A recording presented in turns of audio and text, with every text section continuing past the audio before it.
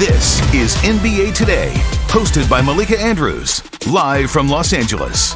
Coming up on NBA Today, Dame time is over. NBA officiating, does he have a point? How the new rules are impacting the Blazers star. And the verdict is in on the Jokic and Morris skirmish. Does Big Perk agree with the NBA's ruling? Plus, Kobe's influence on the NBA still looms large. How current players are honoring the Lakers legend.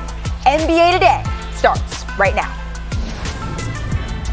Welcome to NBA Today. I'm Malika Andrews here with Brian Windhorst, Janae Gumake, and the birthday boy. Although I feel like you're a birthday man at this grown man. What'd you wish for?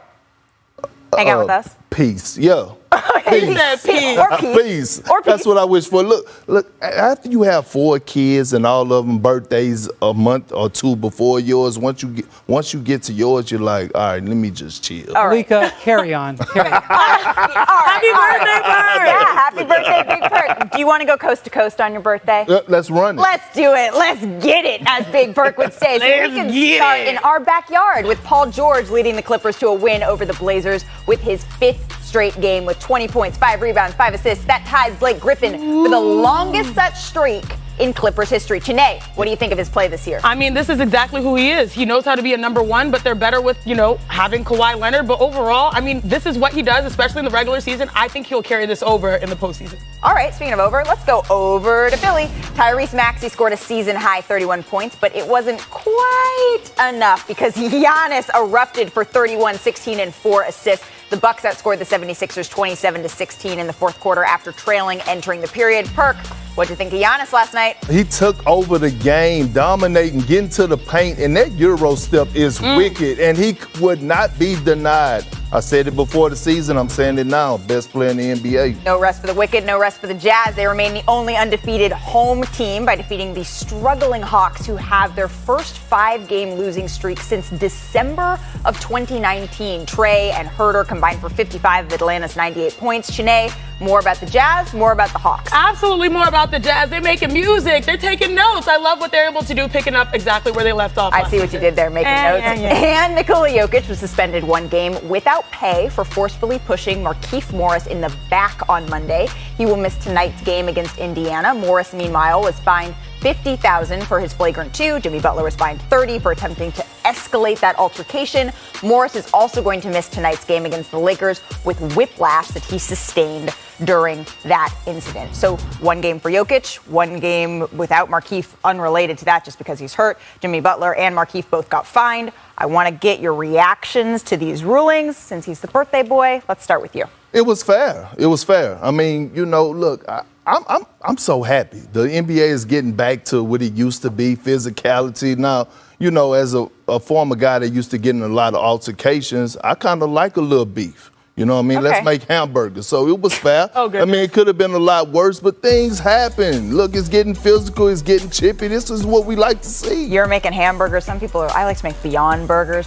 Right. But that's interesting because you said 1 game suspension, getting back to where we were. Brian, do you think that's getting back to the discipline the league used to instill? This is where the league wants to be now. I think if this was a different commissioner, David Stern, and a different disciplinary czar, Rod Thorne, like 10 years ago, it would have been multiple games.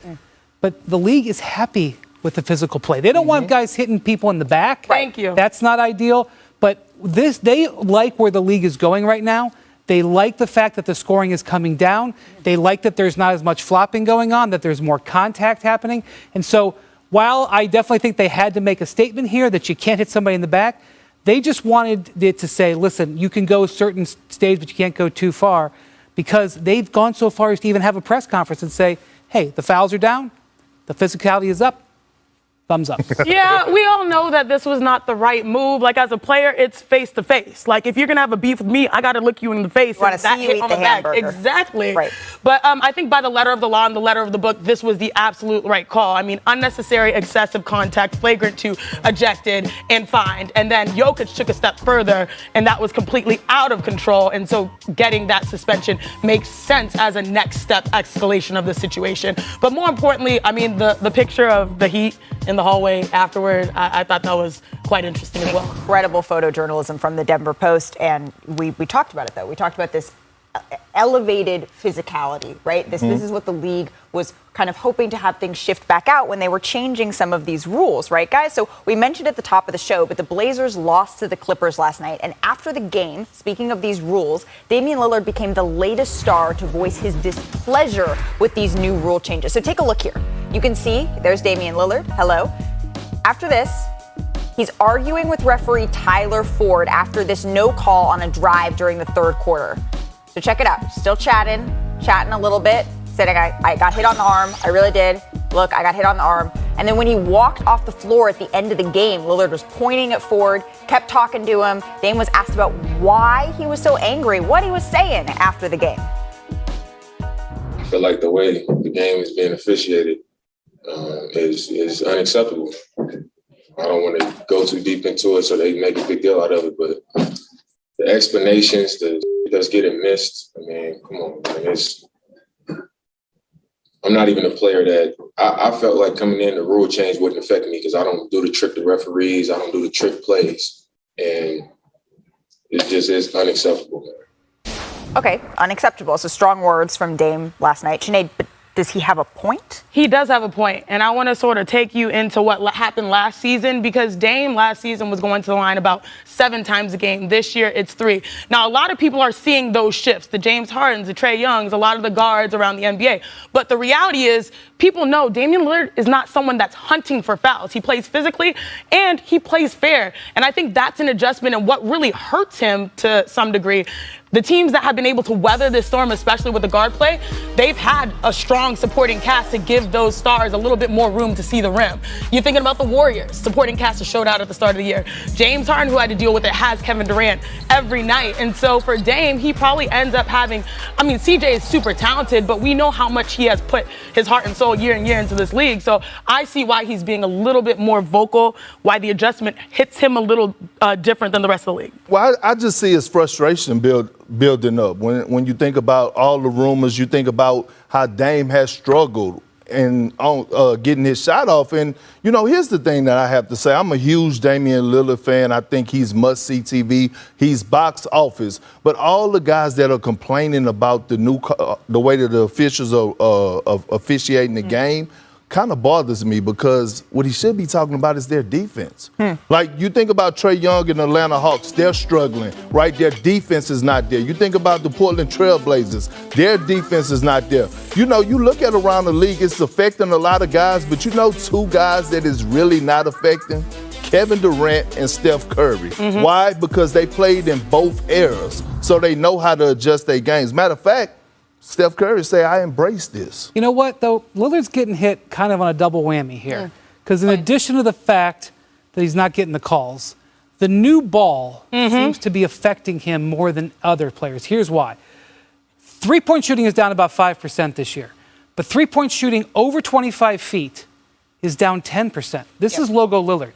He shoots from over 25 feet. I don't quite understand. I'm not a shooter, Perk. I don't understand how the ball would affect him, but the ball is pushing down long-range shots. That's Dame. Well, I will say this. The last time the league put in a new basketball, it was problems. And they had to go back to the old basketball. Even like a guy like Russell Westbrook, we know that he doesn't shoot the 3-point well, but when have the last time we've seen Russell Westbrook airball pull-up twos? He's airballing passes. No, I know. It's affecting I know. I was trying to lay off of him a little bit. His birthday coming up. We kind of tied together, so I was trying to chill. But we really haven't seen Russell Westbrook airball, elbow pull-up shots. He's doing that right now. So, like I said, though, 2 people that is not affecting. Kevin Durant, he's shooting 57% from the field. But not everyone's the same, Perk. And I think we hear these rumblings, especially when you transition to playing overseas. Hoopers are like, the ball's different. It takes an adjustment. It takes some time for you. And I think it's sort of the same thing here. Anytime you have a new ball as a hooper, it really changes your entire mindset. Now, great shooters will still find a way. And that's why I believe Damian Lillard is going to still find a way to get buckets. But it's a different, timeline for different people. Well, look, Sinead, I know you got buckets in the He's proved it WNBA. right here on that- yeah, she on got this court, buckets, like, so you right don't over have there. to flex on me. I know I didn't get buckets. I was just You did. Nah, They're just different. I was in They're force. different I didn't buckets. have to take jump shots. You took jump shots. Different You kind of had to buckets. fade away. Well, but it has. It's been a tough start to the season for Lillard, as he's not only down scoring 10 points per game The game the is past better, two you're seasons, right. from down game is to better. that, but he's also drawing 4 fouls per game this season. That's after drawing over 6 per game the previous 2 years. Dame's shooting percentages, they're also down across the board. So we're seeing this, but like Chene said, we've seen in the past this is sort of evened out for Damian Lillard over the course of the season. So, that's a little bit different. All right, we're coming up after this break. We're going to dive in on so much more this show. Look at this, the top 2 picks. They're facing off tonight. Ooh, can't wait. And we got John Morant, LaMelo Ball. We're going to chat about them. Perk, I know you have been high